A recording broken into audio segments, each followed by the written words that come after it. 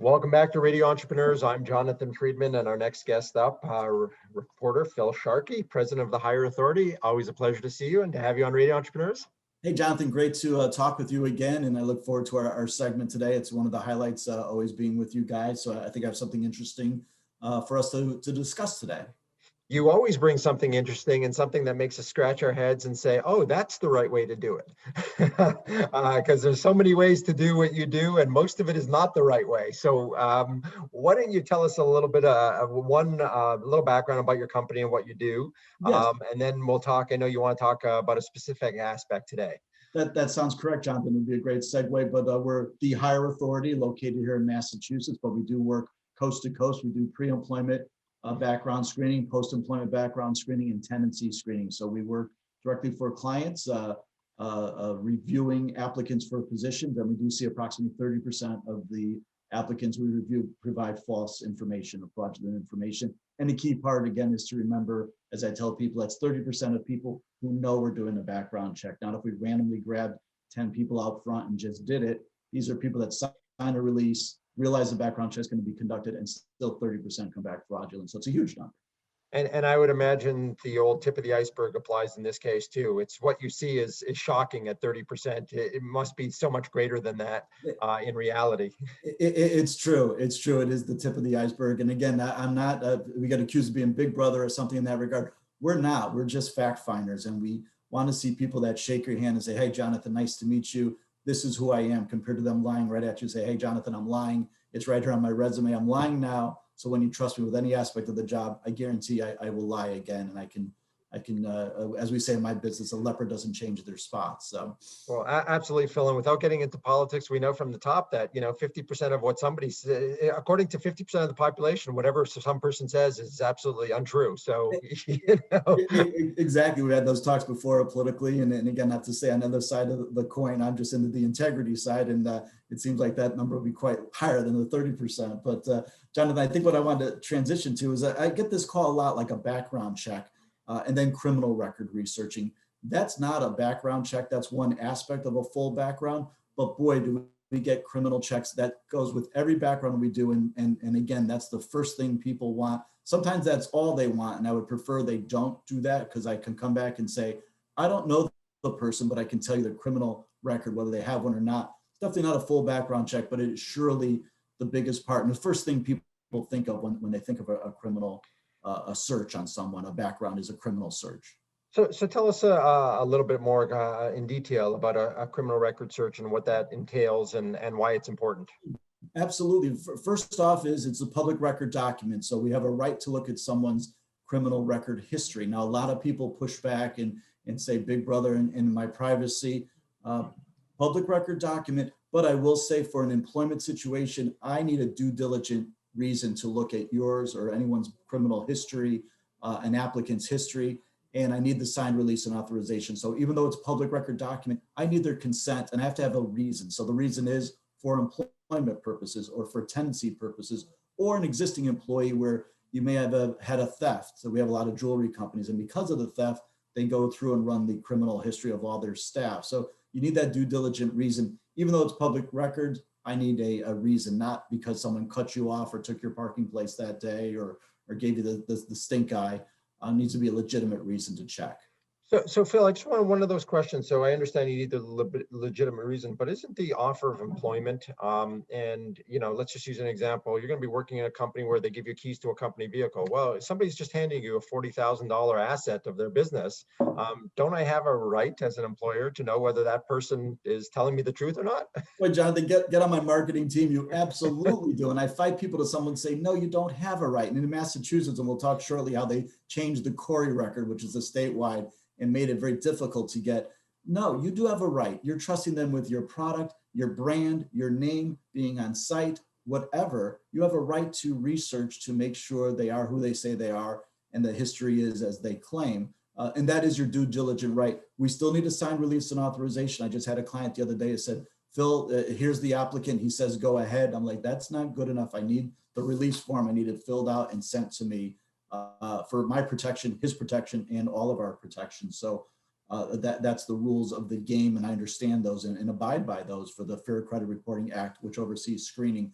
the first request I get, Jonathan, is people go to me, give me a national search, like with the FBI or CIA. I want the whole country. We work coast to coast, we work internationally, but there's no core search for the whole nation. We do something called a database research nationally. I don't like it. We do it for clients as a check mark. And the reason I don't like it is the information coming back is not always concrete. I want to get exact information, as we talked just before going on air, regarding the date of birth, social verification, address verification. And these national databases don't have that. They also don't have the finding often. So you'll get Mississippi might be different than Massachusetts or California. I'll get an arrest, Jonathan Freedman, popular name, right? I'll get an arrest for assault and battery in Los Angeles, no date of birth, no social, what happened, don't know what happened. So it's very incomplete. And that's why we don't like it. But many clients, that's the first thing they want is give me the whole nation. I can Google it online, and which is such a wrong way to go about it. So is the type of, I would imagine the approach that you take is now that you have an applicant or an application that has previous addresses, places that they lived, really to tailor it in and focus and hone in on where the person may have lived, obviously pairing that up with social security numbers, timeframes, et cetera. But now you know that you're actually doing your due diligence and targeting the right applicants, the right candidates. Exactly, Jonathan. Boy, you just knocked it out of the park. I often tell my clients it's not where they really are now, which of course we check, it's where they've been. Most times when I do get criminal history, it's not here, it's where they've been. And most applicants in that vein are very skilled at hiding that. We do another search, which gives me address history. And so you may just know them from Boston, Boston, Boston. I do the address search and see they lived in Providence 2 years ago. We check Providence for criminal. And voila, that's where the records are. It's really a sound way to go about it. And I had other clients go, well, I'll just ask them where their address history is. I'm like, well, that's not going to work, is it? They're not going to share with you. So address history is key, very key. So Phil, you're probably a man of my own heart. Skeptic at first. Look at uncover the layers of the onion and make sure you've got all the answers, or at least it all lines up and makes sense. What do you find when you're conducting criminal record searches? What are your clients? The obvious one is if somebody's had 5 DWIs and is working under an assumed name, I don't want to give them a company vehicle to drive. But help us and our listeners connect the dots between types of things that you uncover in a criminal background check and why that applicant might not be good. It might have nothing to do with the job that they're being assigned to do, but there may be call them personality flaws, lapses, judgment, etc.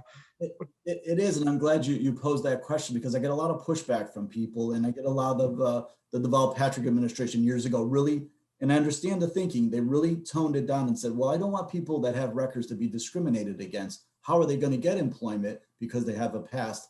I'm more from the side where you are what you are, and you need to overcome whatever's happened to you, own it and overcome it. And us employers, or myself as a screener, I'm a fact finder for my employers. We need to judge just like we do with a resume. Do they have the qualifications I need for the job? I meet with them, I interview, do they have the personality for the job?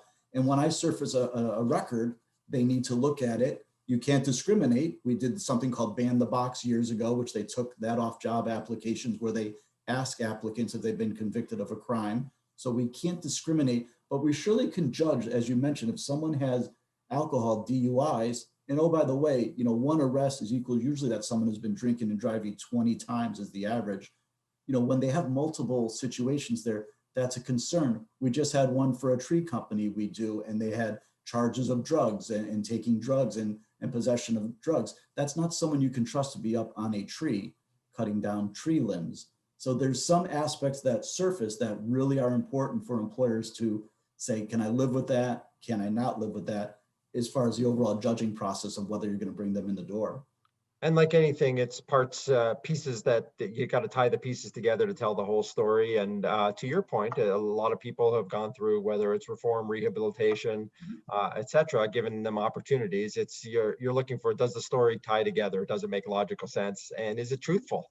Absolutely. And if I surface drug convictions, that's something that the client needs to monitor and value whether it works for their company, or for financial or working in office, and we surface theft or fraudulency or stealing and bank violations. It's something that they have to value very strongly as to whether they're safe to work for the company. The best search we can do outside of that national one I don't like is the statewide criminal search.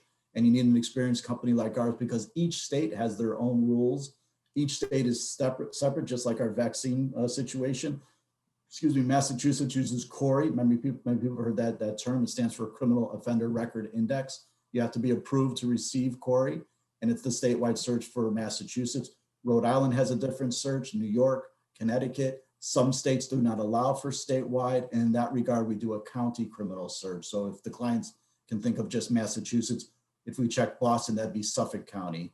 I'd prefer to do the statewide. That's better for you, but in some areas it's not available. So that's the best searching you can really do.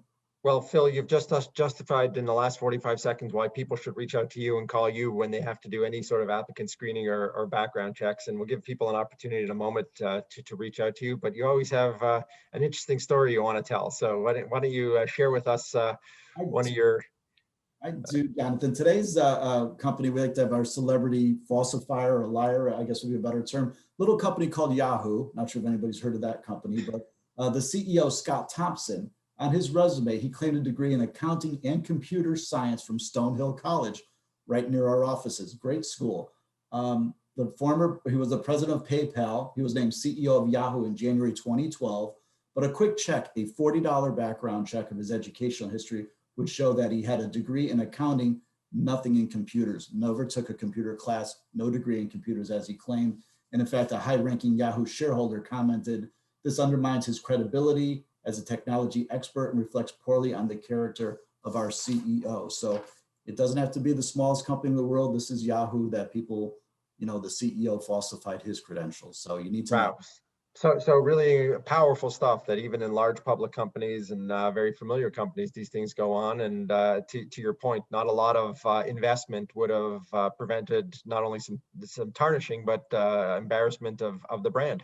Agreed. So. Agreed. Not a big investment for clients. Easy to find out for us. Always great stuff. Phil Sharkey of the Higher Authority. If people want to get in touch with you, learn more about the processes that you use and how they can engage you, what's the best way for them to reach out to you? Yeah, Jonathan, our number is 508-230-5901. You'll actually get a person when you call, which is a nice spin in today's world. And also our website is www.hireauth.com. That's HIREAUTH.com. My email is psharkey@hireauth.com. Excellent. Phil, it's always a pleasure having you on Radio Entrepreneurs. And thank you so much for being here today and bringing us that great story. Thanks, Jonathan. I appreciate it. Have a great day. You too. And we'll be right back with another segment on Radio Entrepreneurs.